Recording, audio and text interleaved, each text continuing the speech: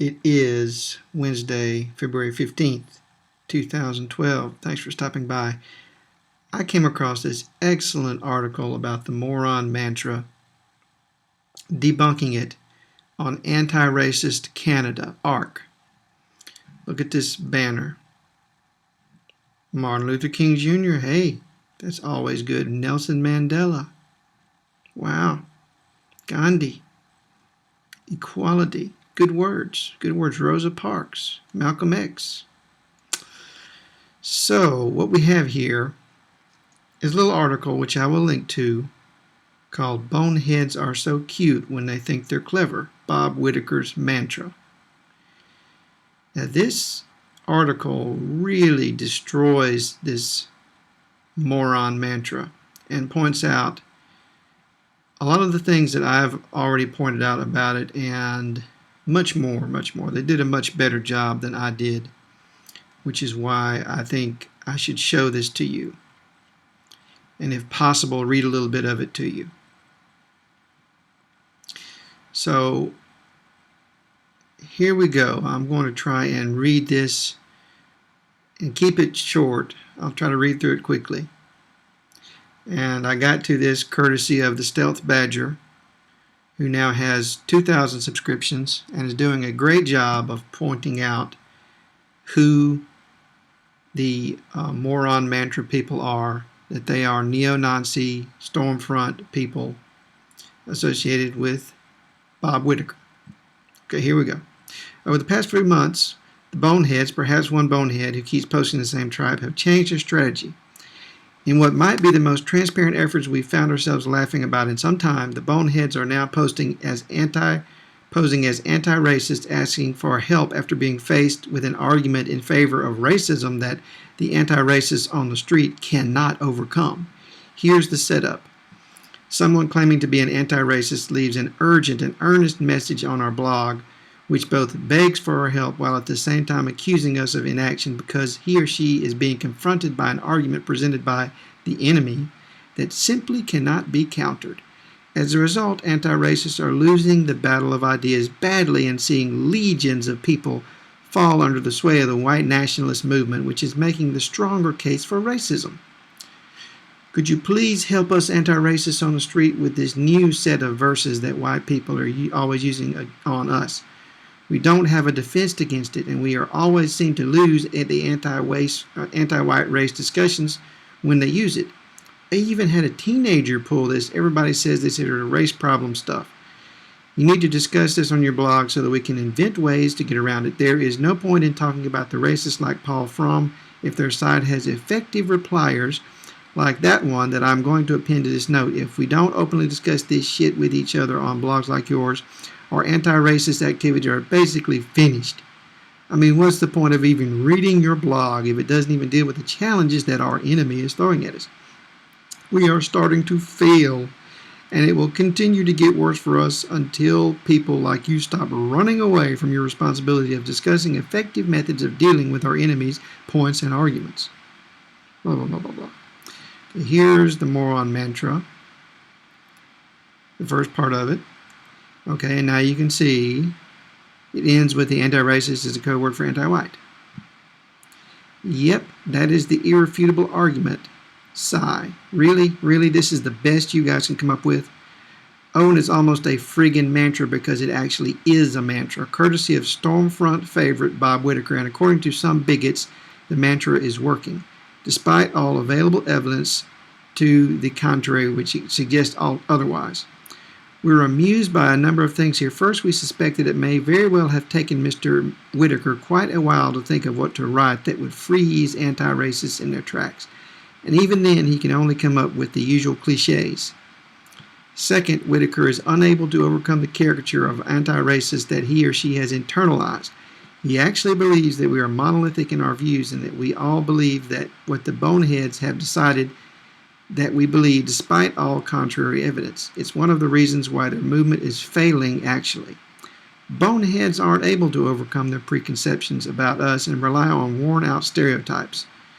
We'd be willing to bet Whitaker believes we are all unemployed communists who use and sell drugs as well, which appears to be the primary caricature of the white nationalist movement has of anti-racists.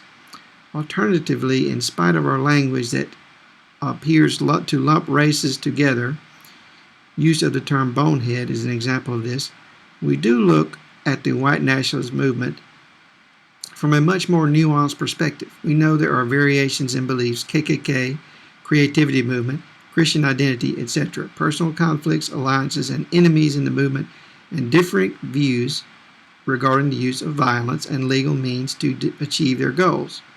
And we can use that, which is why we do a lot better at pretending to be boneheads when gathering information than they are at doing the same, though we recognize the likelihood that we might also be tricked. Finally, it's funny that this author believes he has created an argument that would cause anyone on our side to be intimidated. For fun, let's take a look at this list that has so frightened the anti-racists on the street, shall we? Everybody says there is this race problem. Everybody says this race problem will be solved when the third world pours into every white country and only into white countries. Is that a fact? Everybody says this. Do they? Because we sort of thought that problems concerning racism were a little more nuanced than factors related to immigration. We also thought that solving racism involved something more akin to fostering a climate of dialogue, mutual respect, tolerance, and accepting the deeper humanity of all peoples, regardless of ethnicity. The only problem we have about immigration is that it be fair. The only concern we have about immigration is that it be fair and open to anyone who wishes to come to Canada, and it qualifies, as well as giving refugees a fair shake. Okay, then it goes on to talk about Netherlands and Belgium, third worlders assimilating with them.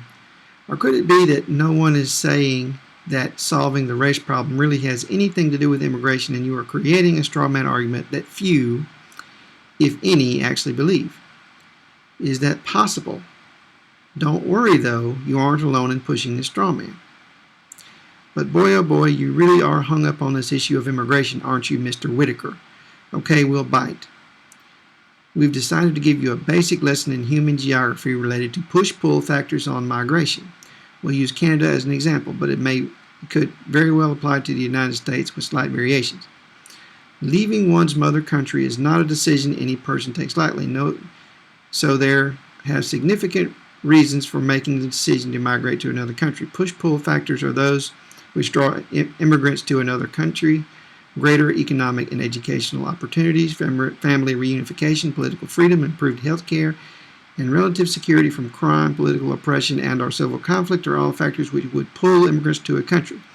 Push factors are those which push people to want to leave a country. These factors include poverty, civil conflict, and/or political oppression, natural or human-made disasters, and even climatic reasons, a severe drought which might result in poor harvests and thus famine. All the significant waves of immigration to Canada from Europe have been based on these push-pull factors. Take the period between 1896 and 1911, when the Laurier government promoted immigration to Canada overseas in order to occupy what would later become the Western provinces. That there were already people who had been occupying the region for millennia didn't seem to matter much. People in Central and Eastern Europe were the primary targets for this wave of immigration. What were the push-pull factors leading people to leave Europe for Canada?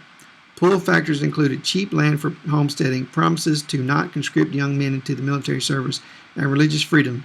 Push factors included limited opportunities for farmers to expand their landholding, autocratic monarchies who denied basic civil rights, and simple poverty.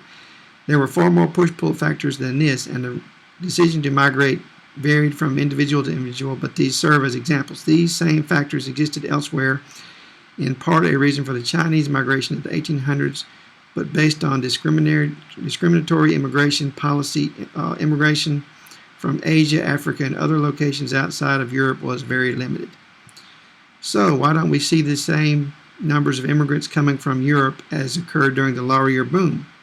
Push-pull factors in Europe are not significant enough reason to leave now. European standards of living are comparable to, or in some cases exceed, that of North America. Basic freedoms are respected in Western Europe and much of the former Soviet bloc since the collapse of communism in Central and Eastern Europe, and since World War II, and outside of the Balkan Wars of the early 1990s. The continent has been relatively peaceful. In short, there isn't a perceived need to leave the motherland for parts unknown because life is relatively good. Such cannot be said of many developing countries for which push-pull factors have led to considerable migration to more developed countries. Further, you do realize that people from the developing world don't just migrate to predominantly white countries, right? About 71% of the population of the United Arab Emirates are foreign-born, and most of this percentage comprised of people from South Asia, Somalia, and parts of the Middle East. While the fastest-growing visible minority group in Canada is South Asians, globally there are sizable South Asian immigrant and migrant guest worker populations all over the Middle East, Africa, that's right, Africa, and Eastern Asia. These are but a few examples out of many. The point is, what motivates people to move to other parts of the world is driven by push-pull factors as outlined above, while what motivates governments to seek immigrants and migrant workers is primarily related to factors like labor need, birth rates, and age demographics of the population. Economic concerns that motivate such migration are not unlike those which drive the movement of people from eastern Canada to Ontario and the western provinces. We know you like to believe that this is really a massive conspiracy, but it's really just basic human geography. Incidentally, given the demographic pressures that Japan is going through right now, given current birth rate, Japan's population is expected to decline by half by 2100, and the largest portion of the population will be over 65. The Japanese government really should reevaluate the country's immigration policy should it wish to retain its current standard of living.